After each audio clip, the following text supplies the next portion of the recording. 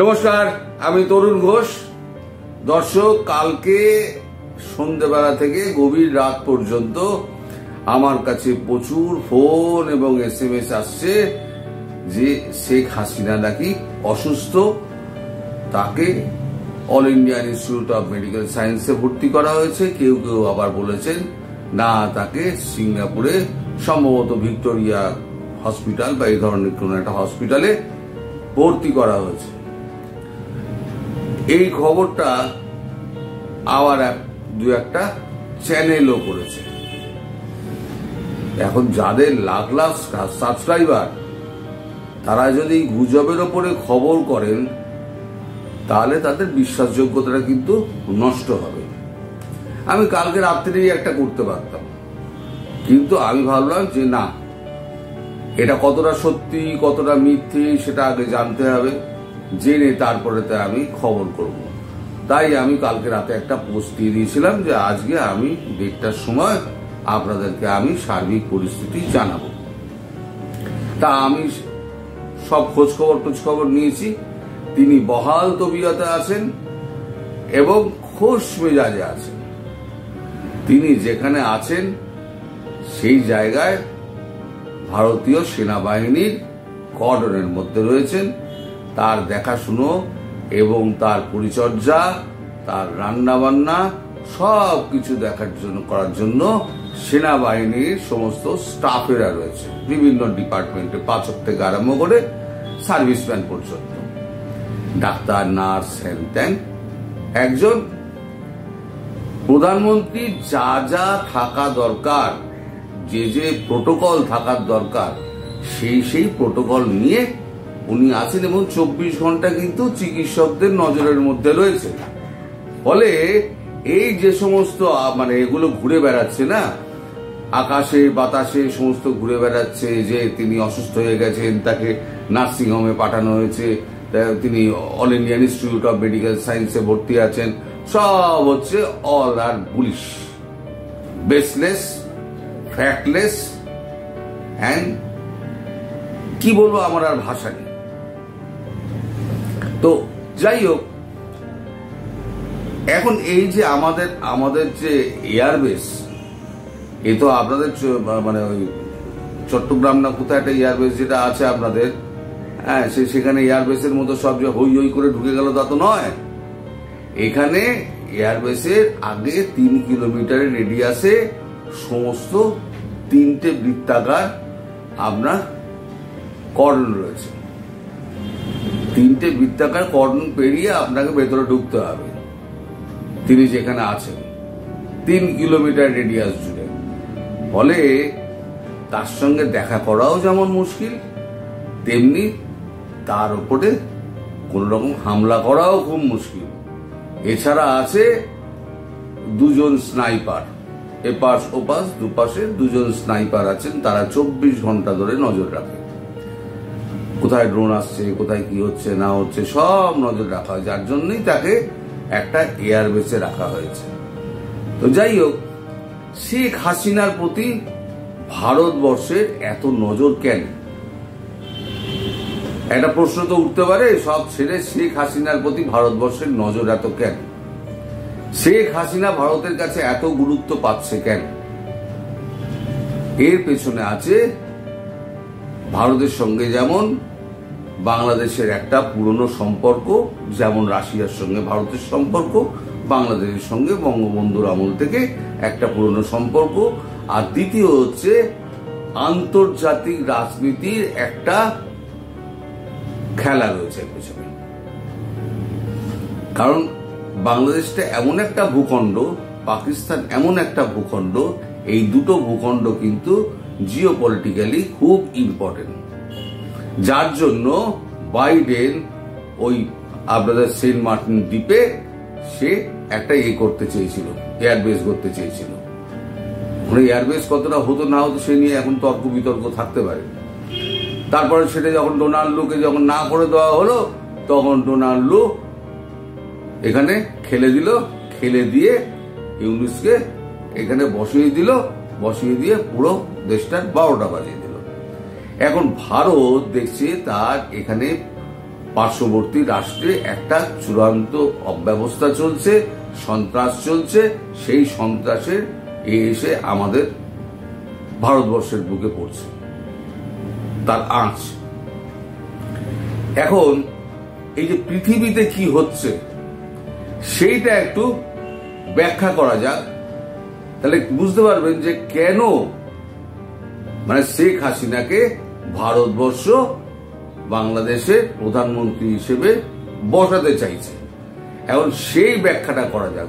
শুধু আর একবার বলে দিই, প্রধানমন্ত্রী শেখ হাসিনা সুস্থ, স্বাভাবিক, হাস্যোজ্জ্বল তিনি রয়েছেন, তার কোনো রকম অসুবিধা নেই।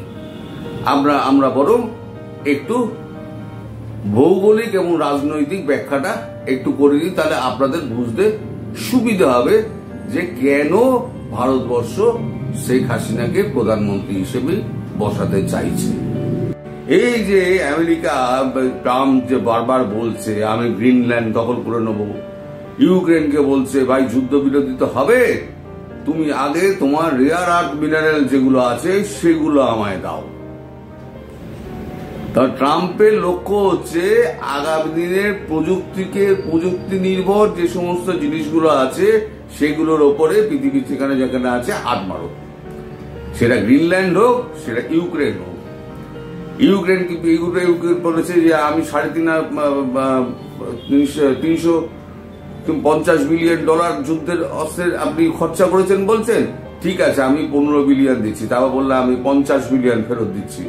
ট্রাম্প বলছে দিতে গেলে তোমায় 350 বিলিয়ন ডলারই দিতে হবে, আর যদি না দিতে পারো তাহলে তোমার রেয়ার আর্থ মিনারেল যেগুলো রয়েছে সেই রেয়ার আর্থ মিনারেল আমাকে দেবে বলে চুক্তি করো, তারপরে যুদ্ধ থামাবো। এদিকে রাশিয়া দেখছে যে ট্রাম্প নিজের স্বার্থের জন্য এই যুদ্ধবিরতি কিন্তু তখন মুখেই বলেছিল ভোটের সময়, এখন কিন্তু আর যুদ্ধবিরতির কথা সেরকম বলছে না, সে নিজের ধান্দা গোছানোর জন্য সে এখন ইউক্রেনের ওপরেতে চাপ বাড়াচ্ছে। এই নিয়ে রাশিয়ার সঙ্গে চীনের আমেরিকার একটা দূরত্ব তৈরি হয়েছে, আর মধ্যিখানে বসে চীন আর ভারত চুপচাপ দেখছে। রাশিয়া হচ্ছে একটা মিলিটারি শক্তি, চীন হচ্ছে অর্থনৈতিক শক্তি, ভারত হচ্ছে উদীয়মান শক্তি। তাহলে এখন রাশিয়াও ভাবছে যে চীনের সঙ্গে হাত মেলাই, চীনও ভাবছে যে ভারতের সঙ্গে হাত মেলাই। তাহলে ভারতের সঙ্গে যদি হাত মিলিয়ে দেয় চীন এবং রাশিয়া, তাহলে পরে এখানে তিনটে মহাশক্তির একেবারে মহা উদয় হবে। একজন হচ্ছে অর্থনৈতিক শক্তি, একজন হচ্ছে মিলিটারি শক্তি। রাশিয়া বৃহৎ মিলিটারি শক্তি, চীন বৃহৎ অর্থনৈতিক শক্তি, আর ভারত হচ্ছে উদীয়মান শক্তি। তাহলে তিন শক্তি যদি একসঙ্গে ত্রিফলা হয় তাহলে আমেরিকার পক্ষে চাপটা কিন্তু বেড়ে যাবে, যার ফলে আমেরিকা এখন মোদী সাহেবকে একেবারে পুরো দস্তুর এখন তৈলমর্দন করার জন্য তড়িঘড়ি নিজের ভাইস প্রেসিডেন্ট জেডি ভান্সকে ভারতবর্ষে পাঠিয়ে দিচ্ছে। জেডি ভান্স এসে ট্রাম্পের বার্তা তিনি আসবেন, এরপরে আসবেন বিদেশমন্ত্রী মার্কো রুবিও, তিনিও আসছেন জেডি ভান্সের ঠিক পরেই তিনি আসছেন, তারপরে আসবেন ট্রাম্প।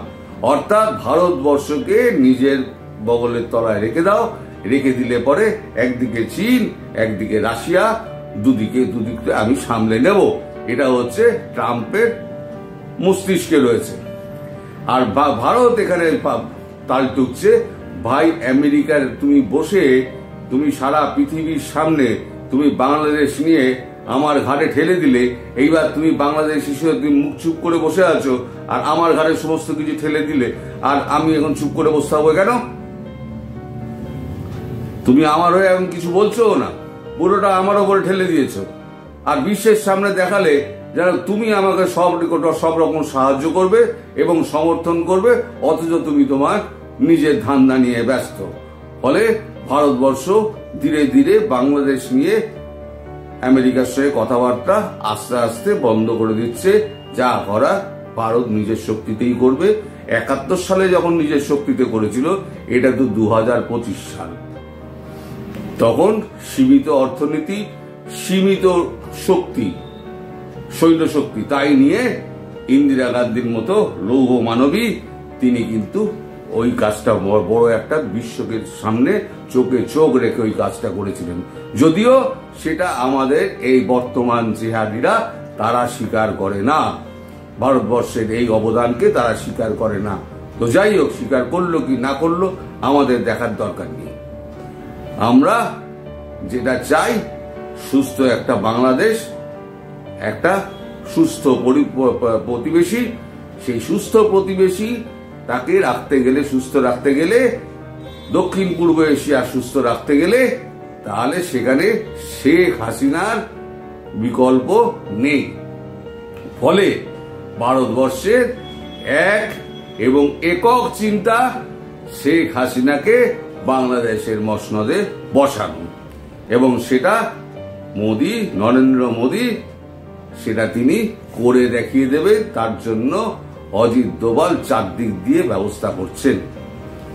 আরো বেশি নরেন্দ্র মোদি খেপে গেছেন এই কারণে যে সম্প্রতি আমাদের পশ্চিমবঙ্গে মালদা, মুর্শিদাবাদ নিয়ে বিএসএফ যে রিপোর্টটি দিয়েছে, সেই রিপোর্টের পরিপ্রেক্ষিতে এখন সেন্ট্রাল গভর্নমেন্ট মানে কেন্দ্র সরকার এখন আমাদের রাজ্যে পশ্চিমবঙ্গে হয়তো 355 অথবা 356 ধারা জারি করতে পারে। যারা এই বিষয়ে জানতে চান তারা আমাদের 1:30টার সময় আমি যে ভিডিওটা আপলোড করেছি সেই ভিডিওটা দেখে নেবেন, তাহলে পশ্চিমবঙ্গের হাল হকিকত আপনার সামনে পরিষ্কার হয়ে যাবে।